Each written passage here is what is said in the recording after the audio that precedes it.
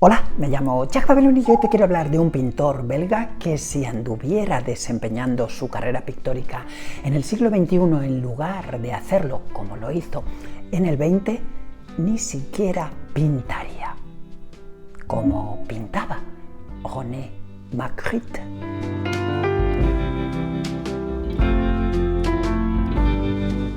Pero antes de meter mis manos en los tubos de pintura de René Magritte, déjame que te explique esta entradilla. Yo considero que Magritte en 2024 sería el mago de Photoshop. Esto te lo explico en puntos subsiguientes. Porque te voy a hablar de un pintor eminentemente iconográfico. Olvídate de que el proceso sea definitorio en su trayectoria. ¿Qué quiere esto decir? Quiero decir que René Magritte había pintado sus cuadros antes de comenzar a pintarlos. Si me permites que te lo explique de esta manera. La iconografía global definitiva de cada uno de sus cuadros, él la tenía en su cabeza precisamente antes, como te digo, de siquiera abrir sus tubos de pintura. Caminaba en una senda en la que el proceso solo se dirigía a cristalizar esa imagen ya preconcebida. Un punto insoslayable hablando de Magritte es atender al concepto de trampa-antojo. Te recuerdo qué significa este neologismo. Como ves, es una palabra compuesta de trampa y de ojo. Más en concreto, es un concepto que pervierte la mirada haciendo que nuestro cerebro se vea confundido por la imagen que está percibiendo. Bien, como te digo, literalmente significa trampa encaminada a engañar al ojo. Bien, esto debes tenerlo en cuenta siempre que te acerques a Magritte. Y ahora permíteme que me interne en aguas procelosas o, si lo prefieres, en terreno cenagoso, porque te voy a hablar de un concepto que es insoslayable también, hablando de Magritte, el concepto de realidad, algo que se nos escapa en sus justas lindes a los seres humanos y que, por supuesto, siempre se nos escapará. Pero quizá no así, invirtamos el calcetín conceptual, su concepto contrario. ¿Qué no es la realidad? Bueno, la realidad atiende a algo que no es ambiguo, que no es incongruente y que no es subjetivo. Bueno, aquí se desempeñó de manera, diría que caprichosa, toda la obra de Magritte. ¿Y cómo lo abordó Magritte? Te estarás preguntando. Bueno, pues en lugar de rehuyendo esta incongruencia, esta desambiguación, bueno, pues haciendo exactamente lo contrario, lanzarse de bruces hacia la imagen paradójica. ¿Y qué es en plástica una imagen paradójica? Es una imagen, es una propuesta iconográfica que no huye, como te digo, de plantear a la vez dos extremos irreconciliables. Bien, cada cuadro de Magritte camina cual funambulista dentro de esta incongruencia perfectamente preasumida. Sin embargo, fíjate, hay algo que resulta curiosísimo en la obra de Magritte y es que su acercamiento pictórico a esta dupla, digamos, realidad y realidad, la fomenta, la aborda a través de un tratamiento pictórico absolutamente naturalístico. Todo lo que estamos viendo como irreal, sin embargo, Magritte lo enmarcaba dentro de lo reconocible a través de los sentidos. ¿Ves?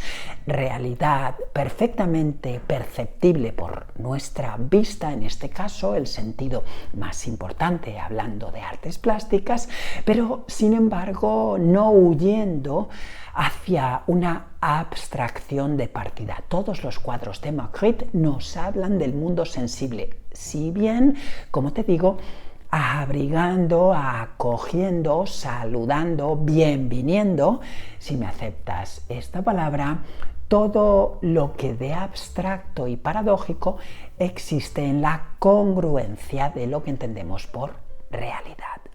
Siempre que pretendo explicar a Magritte, no importa el cenáculo, la audiencia, el evento, en una conferencia, en una ponencia, en unas jornadas culturales, es lo mismo. Ocurre, un hecho perturbador. La audiencia suele perderse. ¿Por qué? Porque no acaba de entender qué es lo que pretendía Magritte. Y yo siempre utilizo un truco, si quieres, de retórica o de facundia para deshacer este nudo gordiano. El truco me suele salir muy bien y es el siguiente. Céntrate cada vez que mires las obras de Magritte solamente en un concepto. Magritte, solo pretendió la visualización de imágenes poéticas.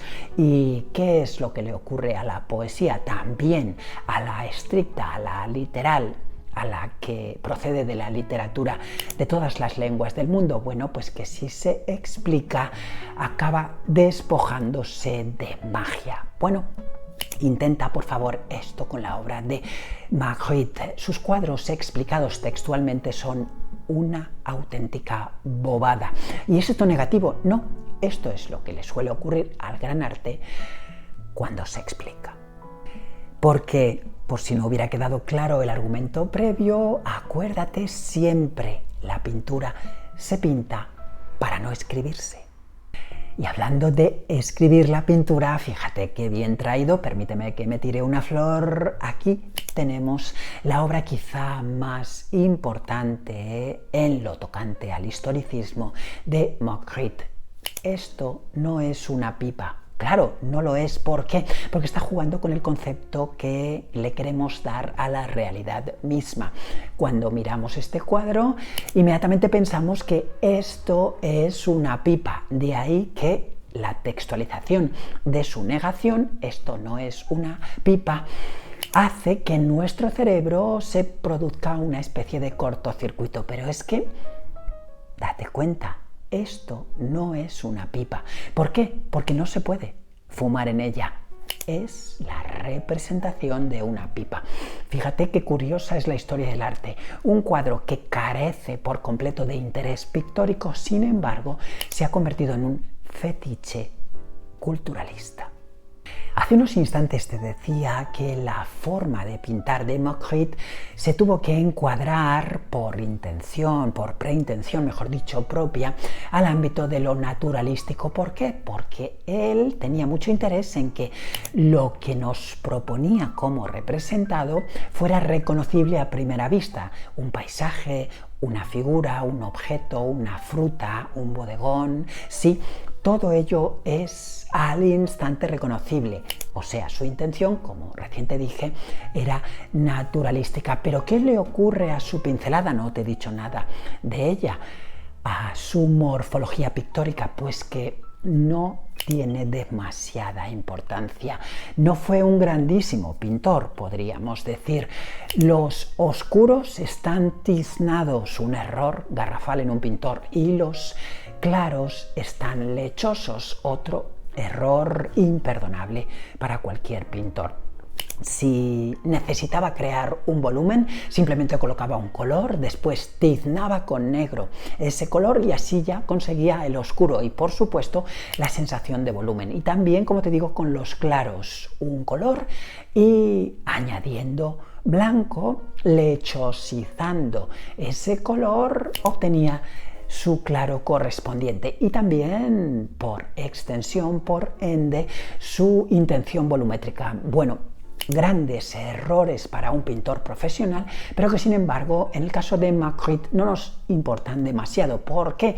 Porque, como te dije al principio, su intención fue, tanto de partida como en su conclusión de cada cuadro, eminentemente iconográfica, intención absolutamente, irrefutablemente iconográfica. Y caminando en este sentido, que es el único, como te digo, que le interesaba a Magritte, ¿cómo conseguía este pintor ambiguar la realidad, no desambiguarla, o crear una incongruencia constante? O, si lo prefieres, ¿cómo accedía voluntariamente a la paradoja? Bueno, pues básicamente con dos truquitos: haciendo que no sepamos qué es lo transparente y qué es lo opaco, o también qué es lo que está delante ¿Y qué es lo que está detrás? Lo que está detrás, nuestro cerebro de repente en el primer vistazo sabe, atiende, comprende que está detrás y resulta que de repente se da cuenta de que no, de que también está delante y por supuesto su viceversa es correcta. Como te digo, lo opaco se vuelve transparente y lo transparente opaco. O, por ejemplo, el reflejo a veces es la propia figura y la figura es su reflejo. Pero todas estas realidades se dan a la vez, o sea que tampoco son pares de contrarios que se anulen. No, lo transparente en un vistazo lo es y luego es opaco y viceversa. Lo que está delante de repente vemos que no puede estar más detrás y también su viceversa. Y por supuesto existe un truco que aúna estos dos. Y es el truco de concebir la fragmentación. A veces la sensación de unidad no es tal. Nos damos cuenta en un momento dado de que todo el cuadro está fracturado. Hoy te he querido hablar del vívido interés intelectual de la obra de René Magritte y no así de su, si quieres, supuesta relevancia pictórica, que no fue tal. ¿Por qué?